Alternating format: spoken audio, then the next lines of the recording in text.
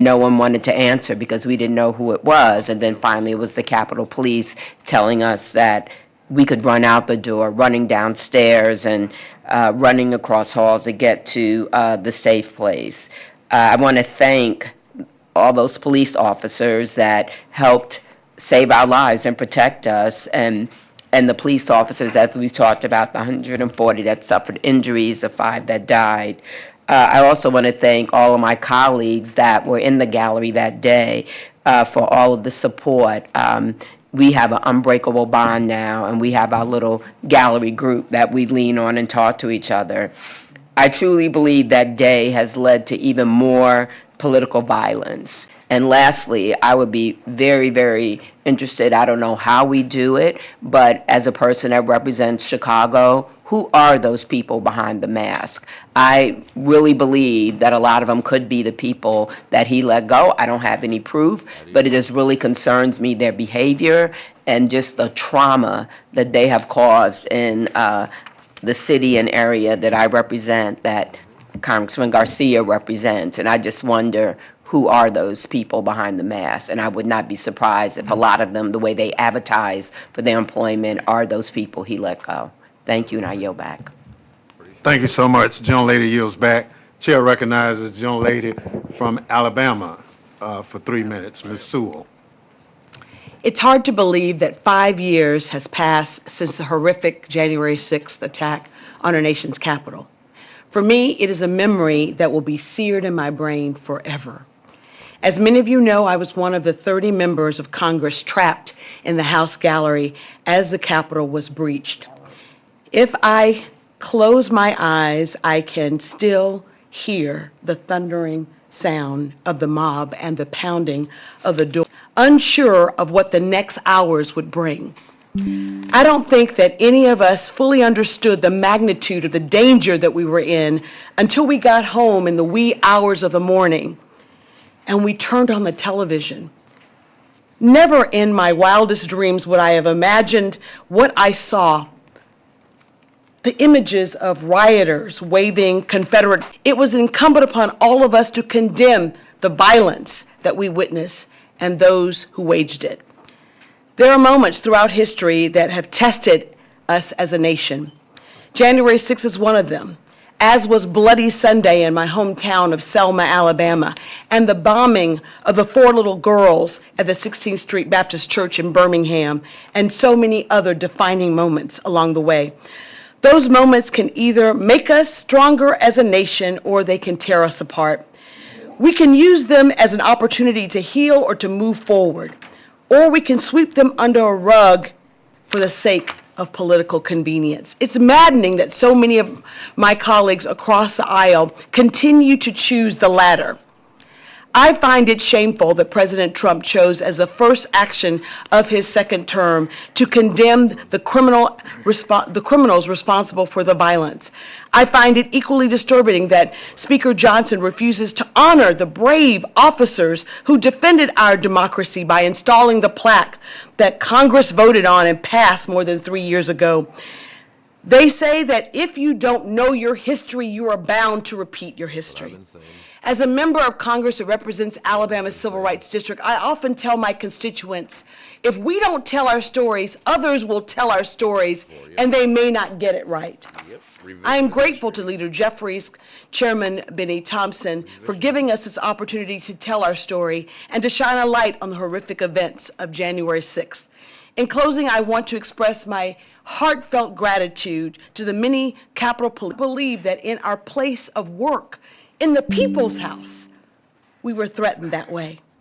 January 6th was a dark day in our nation's history, and I hope that we can all work together to ensure that such a heinous attack never, ever, ever happens again. I want to thank all of you for being here today, and I want to thank my fellow gallery colleagues for your courage.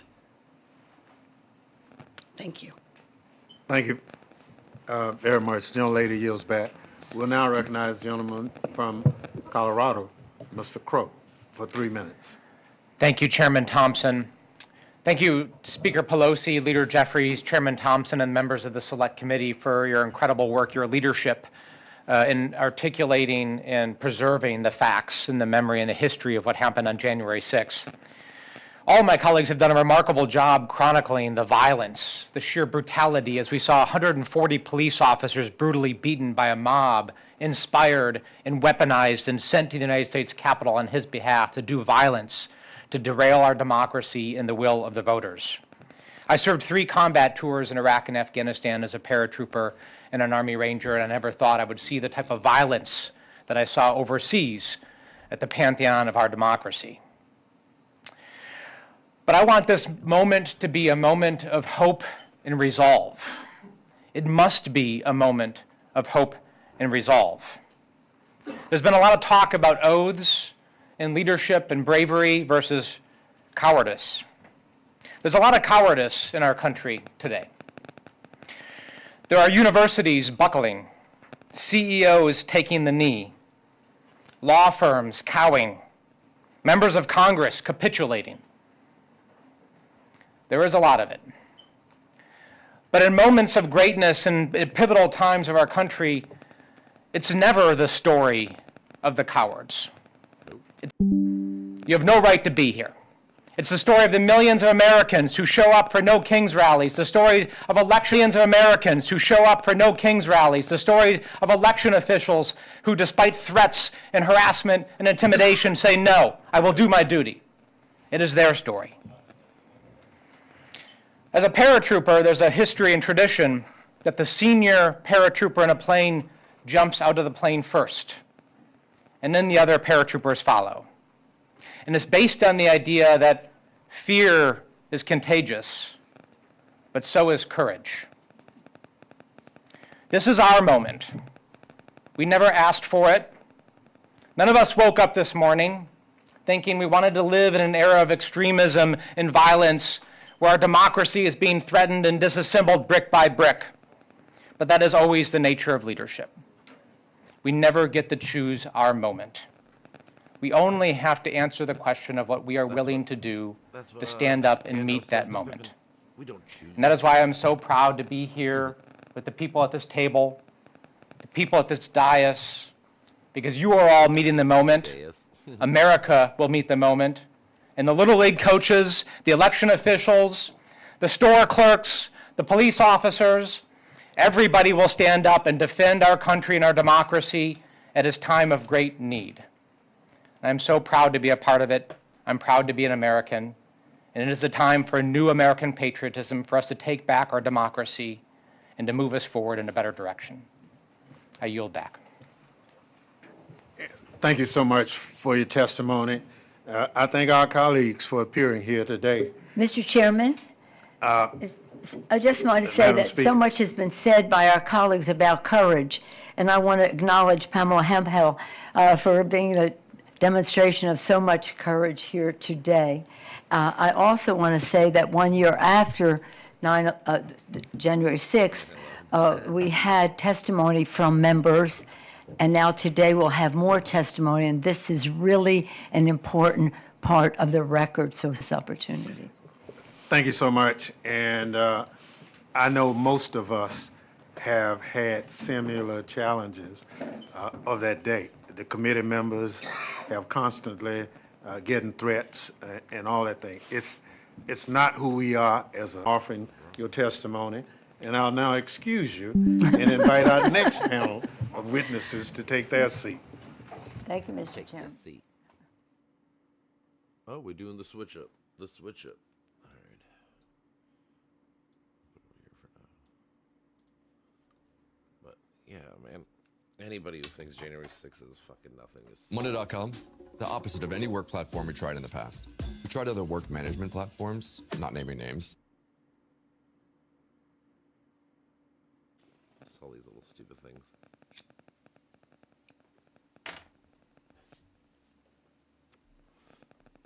Ugh. What are you gonna do?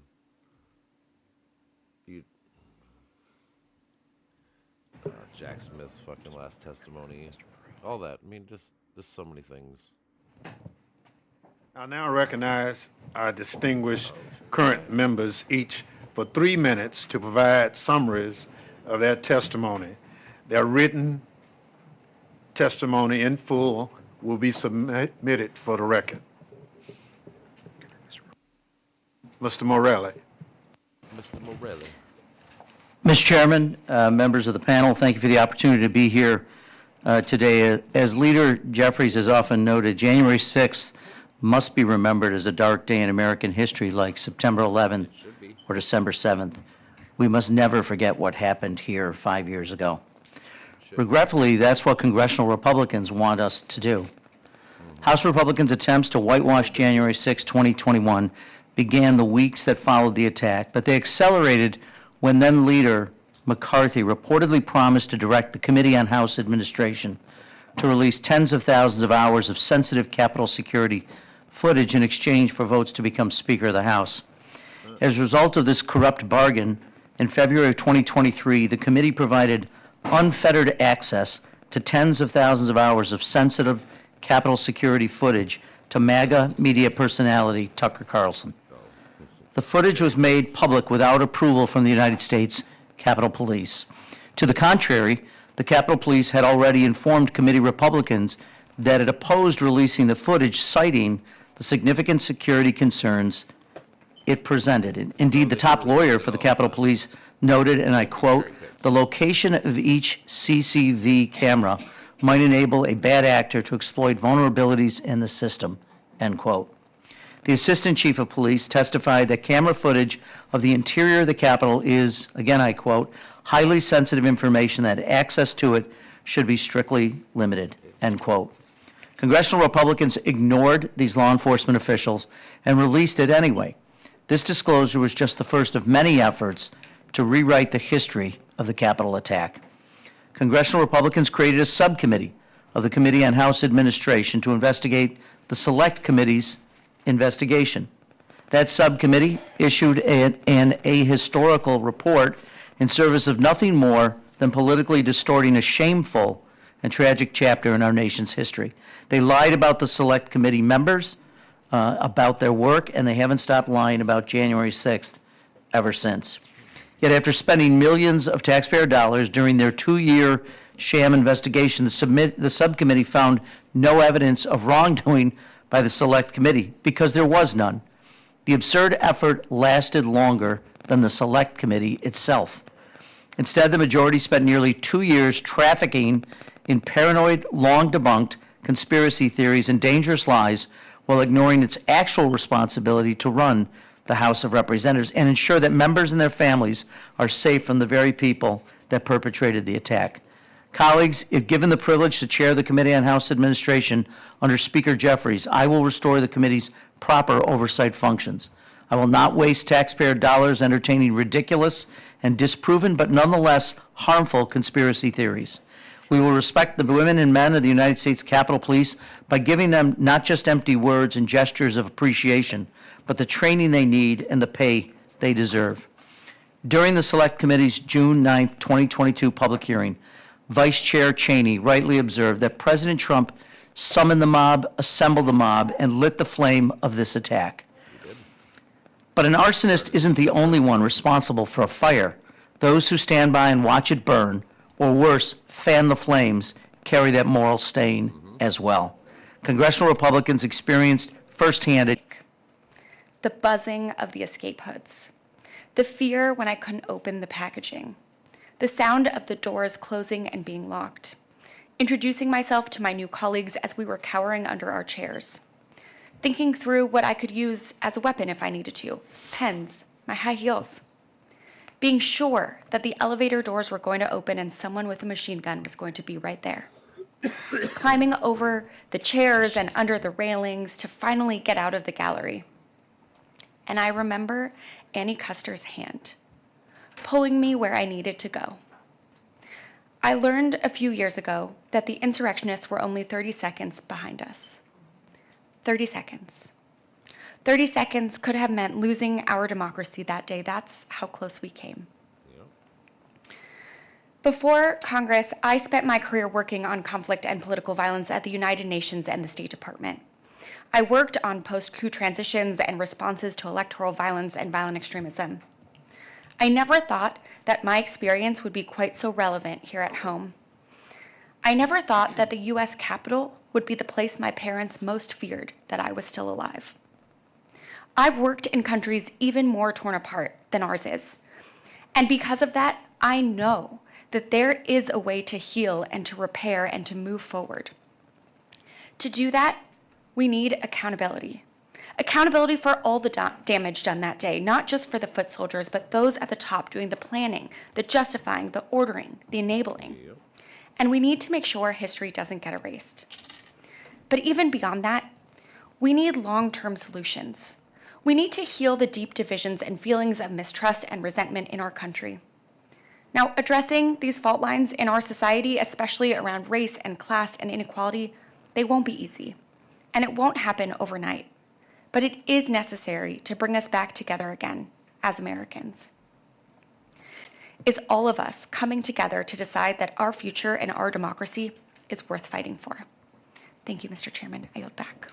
Thank you so much. Chair now recognizes the young lady from Connecticut, Ms. DeLaura. for Thank you, 3 Mr. minutes. Chairman. Thank you for your work on this committee, and I want to thank Leader Jeffries and the entire committee for the great work that you have done and continue to do. January 6, 2021 was one of the darkest days in our nation's history. I was here that day.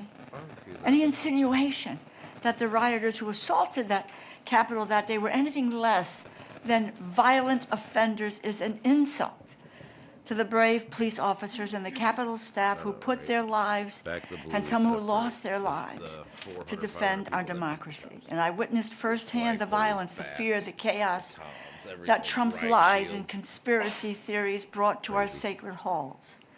It was not simply an attack on the Capitol building, it was an attack on our democracy, our Constitution, our shared values, and those values that we share with Americans. My story, very simply, I went to the Capitol. Connecticut was not one of the states being challenged. I asked, staff person drove me there. I said to him, Harper, you go stay in my Capitol office. I'm going to the gallery where I joined other members. And we were just sitting listening. And I wanted to see it. It was a historic experience of what was happening. And as I was sitting there not long after, I see the Speaker of the House removed. I see the Majority Leader removed. I see the whip moved. And so we all know that that means that something is afoot, and we're looking around and trying to figure out what happened. And the Capitol Police go to the microphone and they say, sit down, we're going to continue the proceedings. And then a few minutes later, they got back up and said, you know, get your gas masks out. And to be very honest, I never even knew that there were gas masks under the seats in the House of Representatives. Pulled it out, couldn't get it open, didn't know what the hell to do with it, and so forth. Asked Jim Hines, help me, and which he did. But I have that gas mask, and I have it in my office as a reminder of what that day was about. And they told us then to evacuate. We had to evacuate you. And as Sarah has described, it's not a continuous area around that gallery. You're up over railings, under railings, etc. And we saw the barricaded door, the broken glass window with insurrectionists putting their hands through and guns being pointed at them. And then there were the gunshots. And we heard them say, hit the floor, which we all did. We hit the floor. And Jason Crow told us to take off our pins, take off any form of identification. We held hands going around that Capitol gallery.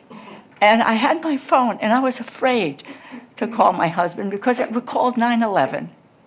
9/11, when people made that last phone call to their loved ones. But I did call, and I said, Stan, just tell the kids, I'm all right. They're going to get us out of here. And the Capitol Police got us out of there.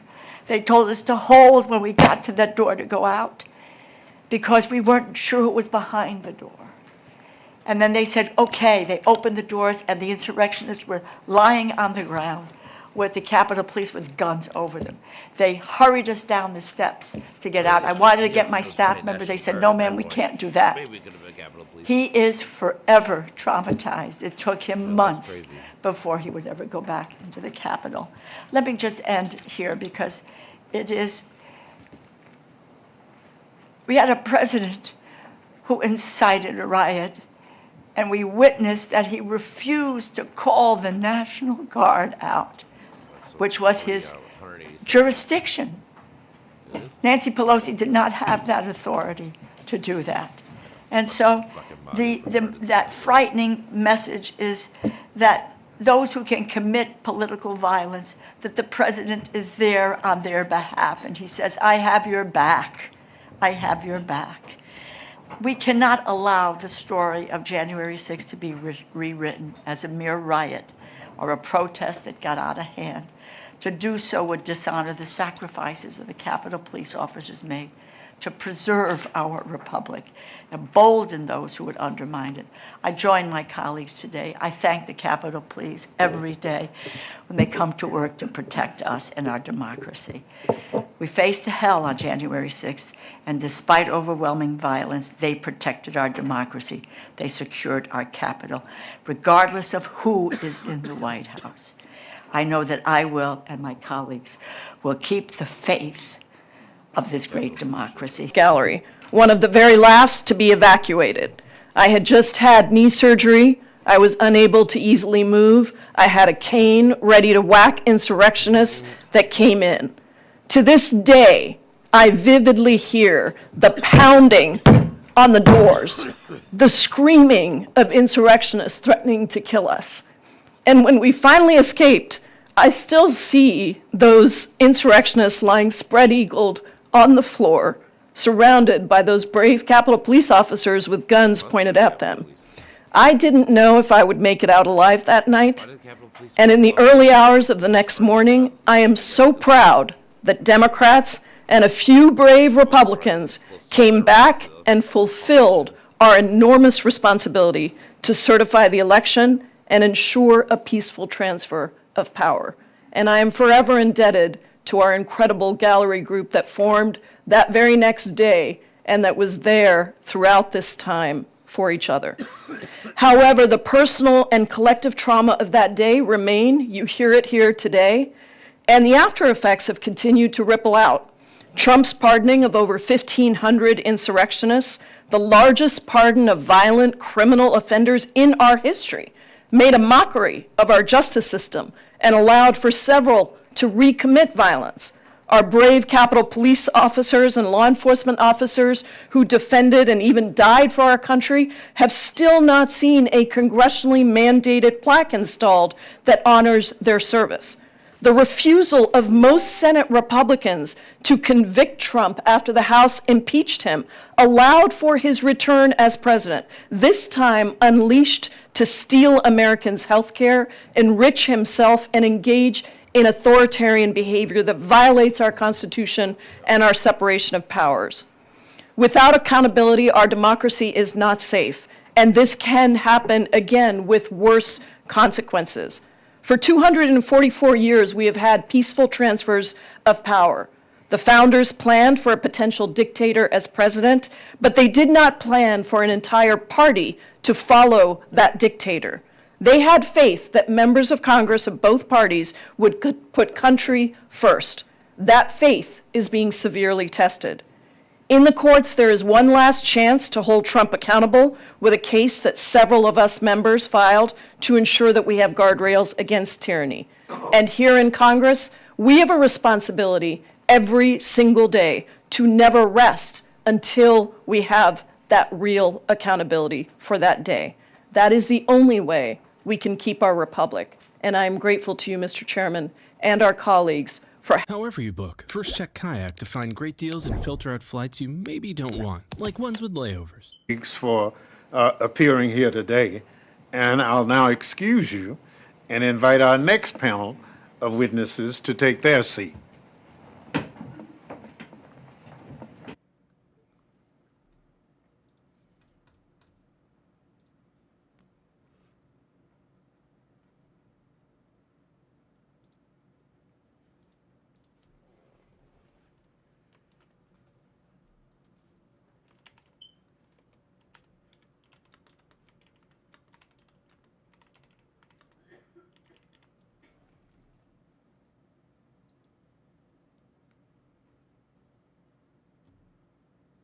Yeah, I think about being fearful like that too, of like, there's a mob of people, hundreds and hundreds and thousands of them, at your door to fucking probably kill you. I will now recognize our distinguished current members, each for 3 minutes to provide summaries of your testimony. Their written remarks will be submitted for the record. I now recognize the gentlelady from California, Ms. Torres, for 3 minutes. Thank you, Chairman Thompson and members, for convening this hearing. I want to start by thanking the heroes that saved the day that day, and that is the law enforcement officers, Capitol Police, who were here protecting us. 5 years ago, I was on the balcony of the House chamber as a violent mob instructed by Donald Trump to march to the Capitol and to stop the certification of a free and fair election invaded the Capitol. Those were the scariest 45 minutes of my life. Reading the alerts, preparing to fight, working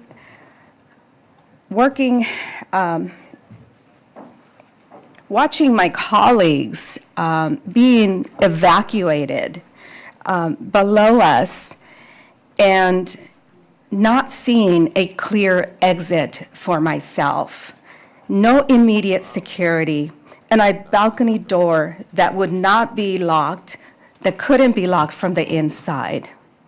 Before coming to Congress, I spent more than 17 years as a 911 dispatcher.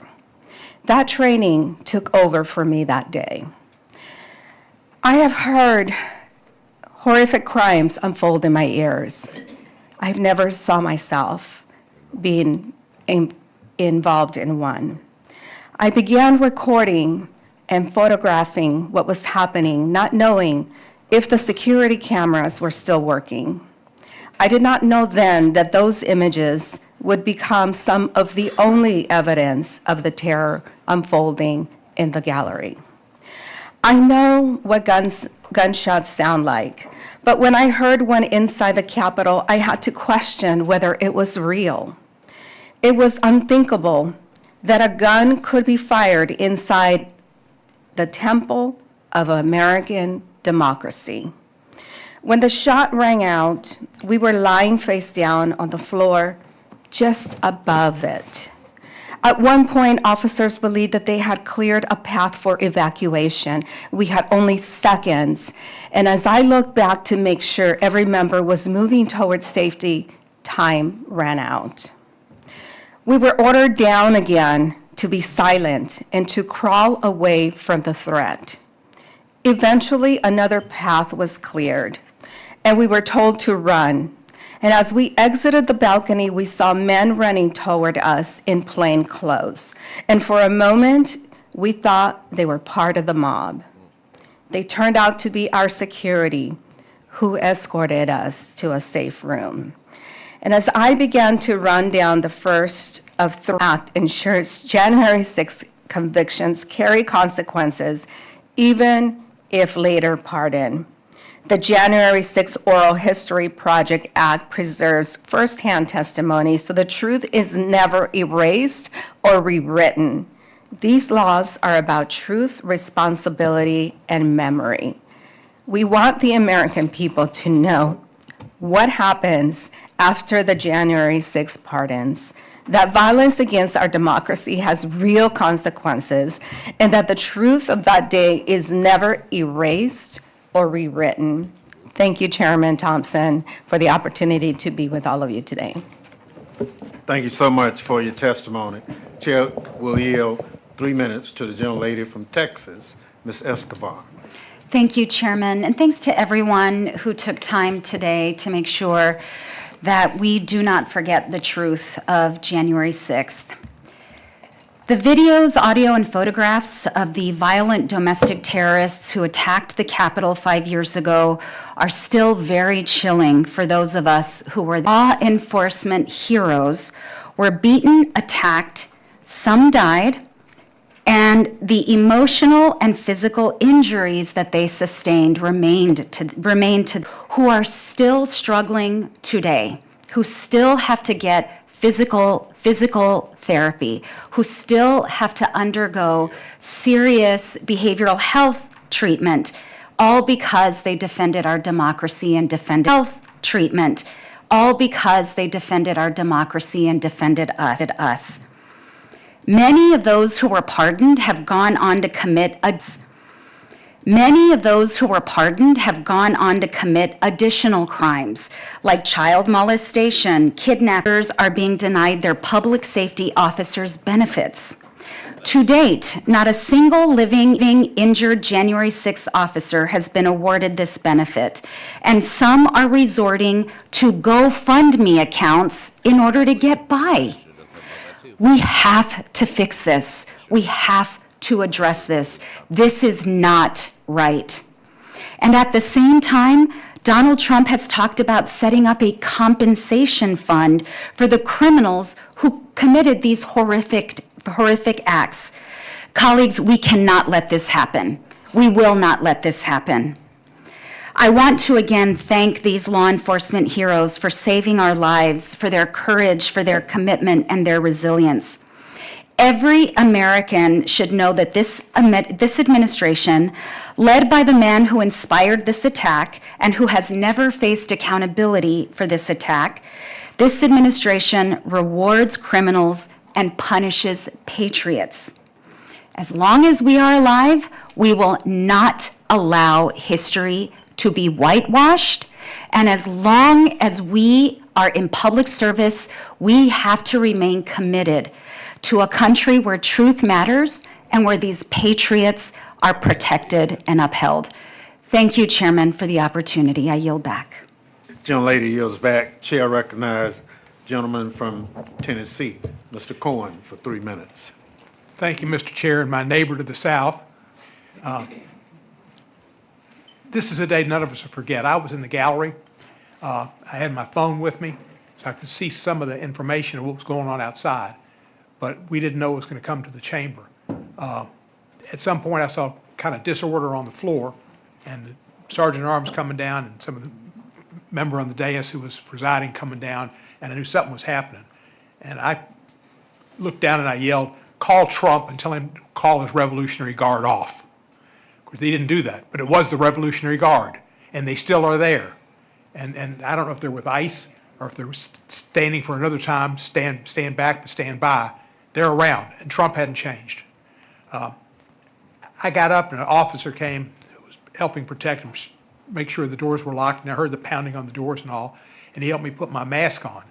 And I was walking out. David Trone preceded me to go out in the gallery, and there's rails in the gallery, and we were going out towards the Republican side, and Trone just put his leg over it and kind of went on. Well, I got a real bad leg from having polio, and I knew if I put my leg over there, I might get stuck on that pole, and that'd be real embarrassing, and maybe painful too. So I limboed, in kind of a reverse limbo, and got under the pole, the rail, and got out. We got in an elevator, and we came down, and a couple of guys said, "Where do we go now?" I said, "Just follow me and come on." And we went as fast as we could towards Rayburn while we saw policemen come in the opposite direction with their guns out. It was a scary time.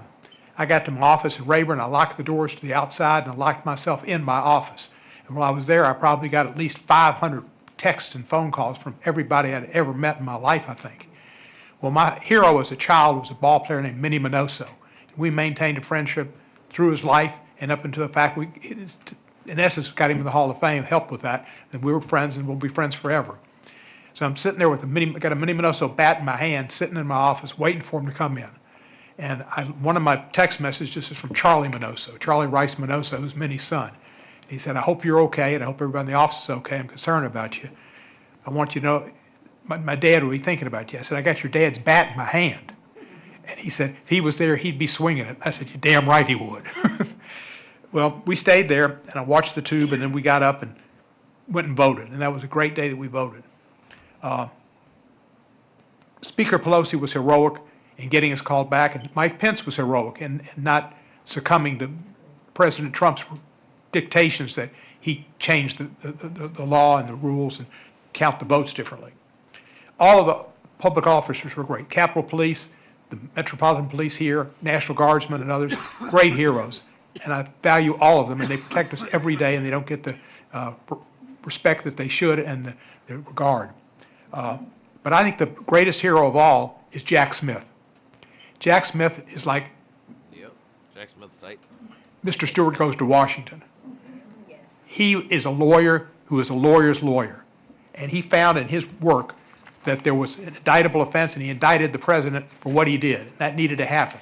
He was only stopped because of the Justice Department's rule that you can't prosecute a sitting president.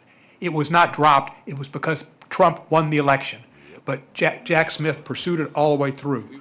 And he is, in my opinion, he testified before a Republican committee that was set up to try to get him in a trap so they could prosecute him for something they could create.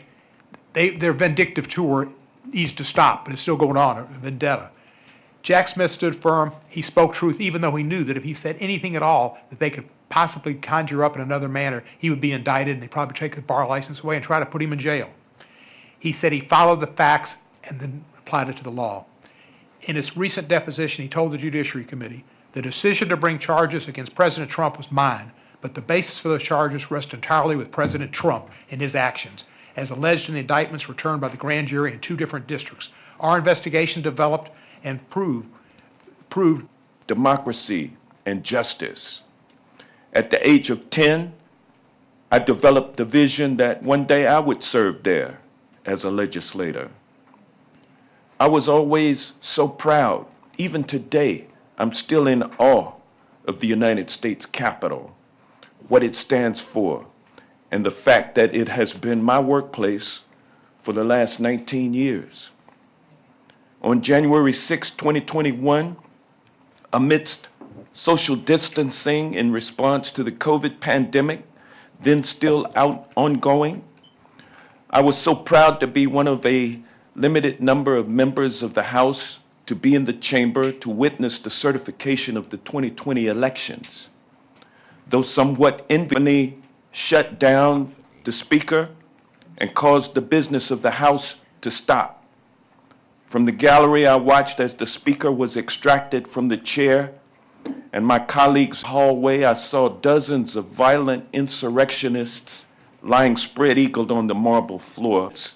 That people had been held accountable for their crimes. That people had been held accountable for their crimes. Then on January 20th, 2025, Donald J. Trump, January 20th, 2025, Donald J. Trump shot Lady Justice Power in an unholy and futile attempt to whitewash and rewrite the history of what happened on January 6th. While Donald Trump and MAGA Republicans continue their systematic assault on truth and justice, I will proudly stand in the breach with House Democrats and all people of goodwill to defend the concepts of truth, freedom, liberty, and justice for all, which is American democracy. And I'd like to thank the Capitol Hill police officers and the Metropolitan. Not necessarily one person in this situation, but we're trying to move forward, and we thank Ms. Torres for giving up her seat so you can join us. Ms. Scanlon for 3 minutes. Thank you, and thank you for arranging this hearing. I started January 6th along with Congresswoman Dean in a meeting with Democratic members of Congress from Pennsylvania. Pennsylvania was key to President Trump's effort to overturn the 2020 election. He and his allies had spread lies and conspiracy theories about the votes in Pennsylvania and elsewhere, but those claims were universally debunked and disproven and rejected. In over 60 different cases, although a third of them were in Pennsylvania. That didn't stop his big lie. It just grew bigger, culminating in the violent attack on this building on January 6th. My colleagues and I that morning knew we'd have to defend Pennsylvania's votes, including from our Republican colleagues who'd just been sworn in on the very same ballots they were now challenging. But we had no idea that a violent mob would interrupt Congress's vote count, turning this building into a war zone. I never expected for it to erase or rewrite history. The handful of Republicans who put loyalty to country over party at that time have been driven from that party, and those remaining have encouraged his pernicious lies to fester. In his second term, Trump has elevated his allies and pardoned those who attacked the police in this building on his behalf, and he's attacked the truth tellers. Just last month, the House Judiciary Committee refused to allow Special Counsel Jack Smith to testify publicly about the mountain of evidence he's compiled that proved beyond a reasonable doubt that Trump had tried to overturn the 2020 election, once again trying to slam the door on the truth. Everyone should read or watch Jack Smith's testimony that inspired the January 6th attack on the Capitol. Want the American people to forget. They don't want you to question their house of cards or hold them accountable. But we must remember. Ever since January 6th, our Republican colleagues have said it's time to move on so the country can unite. We need the country to unite, but to unite in respect for the truth and love of country. To unite in holding Witnesses for that testimony. I'd like to now excuse that witness and bring on our next panel of witnesses. We'll pause for the changeover. Pause for the changeover. Nancy in purple.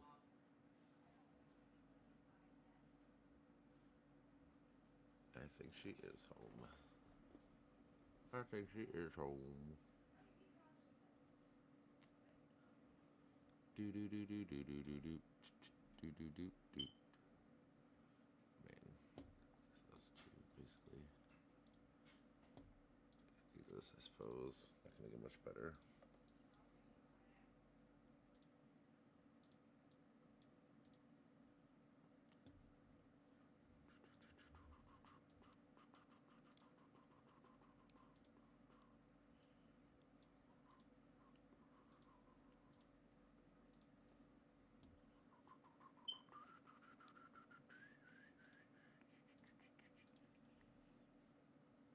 I now recognize the chairman of the House Democratic Caucus, Pete Aguilar from California, another colleague from the January 6th Select Committee. Thank you, Ranking Member Raskin. It's a privilege to be here with you, Chairman Benny Thompson, our current and former colleagues, to mark the 5th anniversary of the attacks on the Capitol and to honor the bravery of the police officers who sacrificed so much for our safety and democracy that day. We know Donald Trump is determined to wipe. Well, the holidays have come and gone once again, but if you've forgotten to get that special someone in your life a gift. Not changed. 5 years ago today, Donald Trump sat in the White House for 187 minutes, closed in on the House and Senate chambers and members of Congress, still trapped inside. And all around the Capitol, police were beaten, bear sprayed, tasered by the mob acting in Trump's name. But still, Trump sat back and did nothing. As shocking as the January 6th insurrection was to us, it shouldn't have been a surprise to Donald Trump. It was what he wanted. For months, Trump had undermined the results of the 2020 election with the help of Republicans in Congress. And the dangers of that day did not cease when the Capitol was eventually cleared. For years, career prosecutors and law enforcement professionals worked tirelessly to put the perpetrators of that day behind bars. Now, President Trump is putting the perpetrators in power and punishing those who held them accountable. Let's watch. This is Jared Wise. He breached the Capitol on January 6.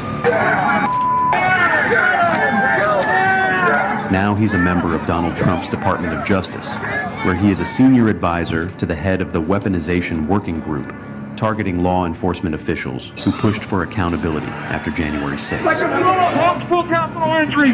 Wrongful capital injury! It's a key tool in Donald Trump's retaliation campaign.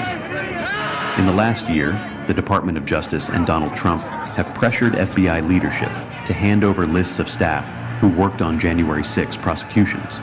For that to suddenly be coming from inside the Department of Justice, for this extraordinary example of political violence to be normalized and legitimated, That was what was most shocking to me. Trump fired senior FBI officials who didn't cooperate, purged dozens more prosecutors who worked on January 6 cases, and pardoned hundreds of rioters who continue to seek their own retribution. The people who did this, they need to feel the heat. They need to be put behind bars, and they need to be prosecuted. For the people who bravely defended the rule of law on and after January 6, the political violence continues. These political firings, I believe, have the purpose and effect of empowering vigilantes and militias that are loyal to the president, but ultimately unaccountable to the law. Because their fellow rioters now have political appointments at the Department of Justice, they believe violence in service to Trump is above the law. We should all be terrified.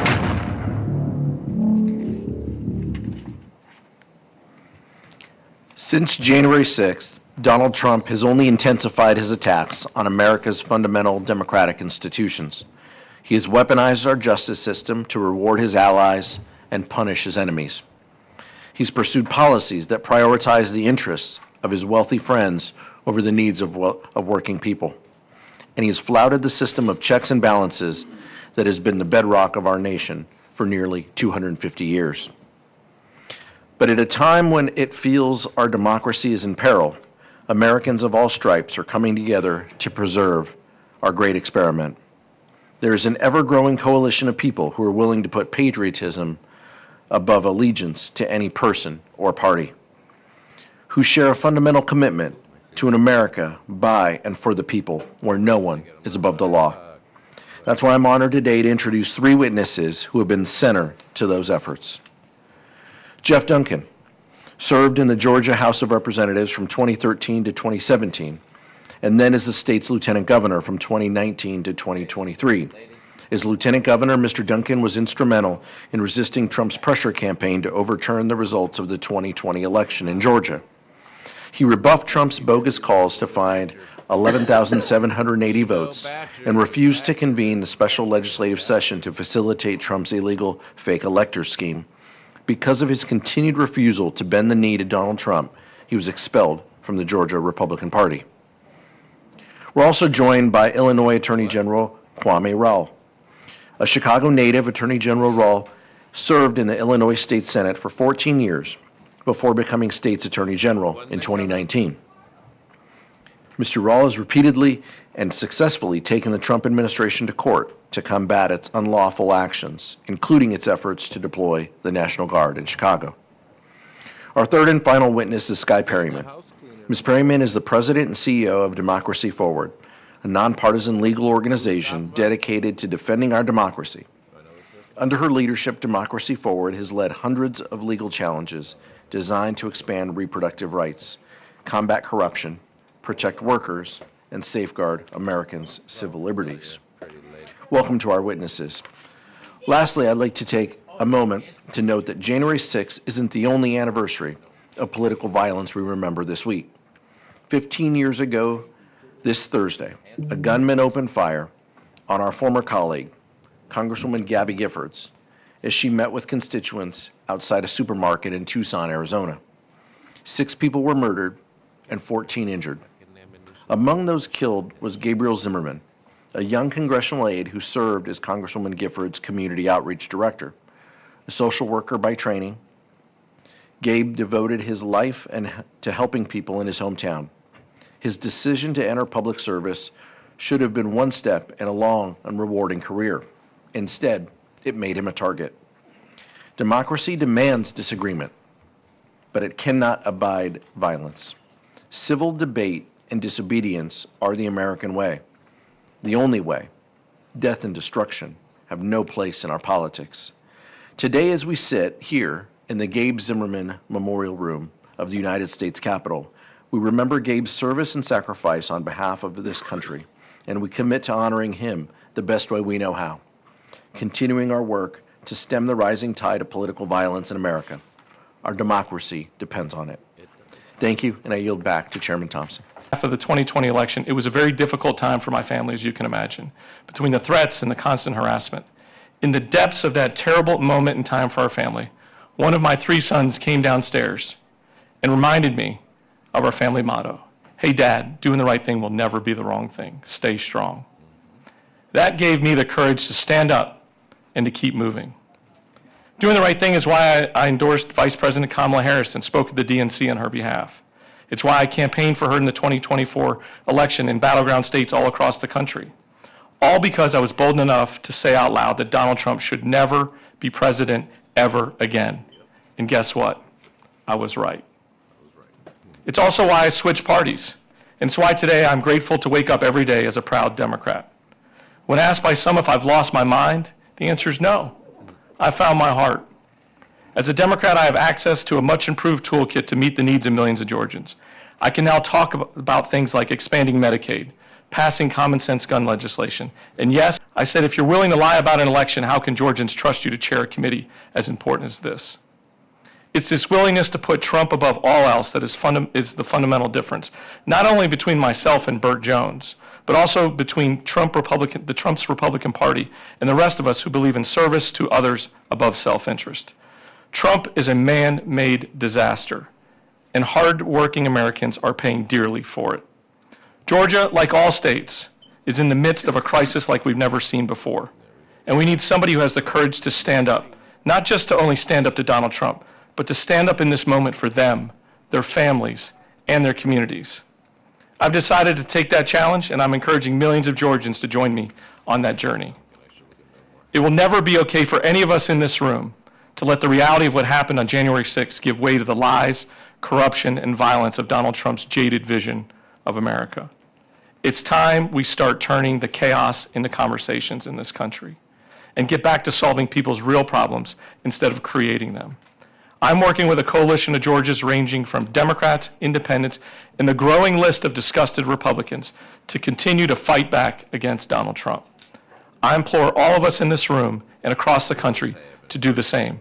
It's time for all of us to stand up. Thank you. Thank you very much. The gentleman yields back. I will yield to Congressman Garcia to introduce the next witness if he chooses. Thank you, Mr. Chairman, and to all the witnesses that have testified and are about to testify. I wasn't meaning to introduce him, but I certainly will, because Attorney General Raul is a longtime friend. Congressman Garcia, who's served the community within Illinois for years, and who's been a friend and a strong advocate on communities who've been under siege. And I would also thank.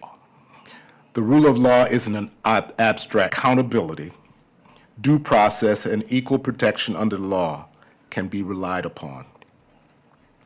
To protect the rule of law in 2025, I collaborated with other state attorneys general to file 48 lawsuits and more than 100 amicus briefs. An example of executive overreach and the need to protect the rule of law has been the President's efforts to federalize and deploy the Illinois and Texas National Guards into Illinois over our state's strong objection.